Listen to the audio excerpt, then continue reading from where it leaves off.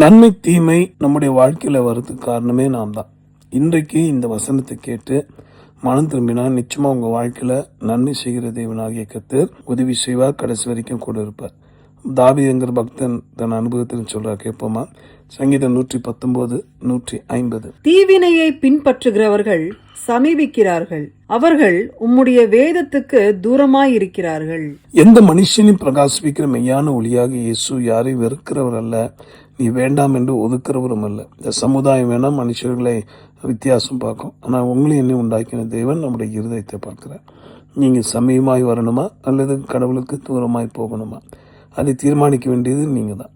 ஐயா, நாங்கள் அருகில் வர விரும்புகிறோம் என்று சொல்லி நம்முடைய இருதயத்தில் கர்த்தருடைய வார்த்தைக்கு இடம் தராமல், வேத வாக்கியங்கள் முக்கியத்துவம் கொடுக்காமல், இன்று உலகத்தில் நடக்கிற இந்த ஈரான் இஸ்ரேல் வாரில் கூட தீமையை பின்பற்றுவர்கள் ஏராளம். ஆனால் நன்மை செய்கிற தேவன் நிச்சயமாய் தமது மக்களுக்கு ஜெயித்து தருவார். இது கேட்கிற நண்பர்களே, ஜெயம் உங்களை தேடி வருகிறது, வெற்றி உங்களுக்கு உண்டாகும்.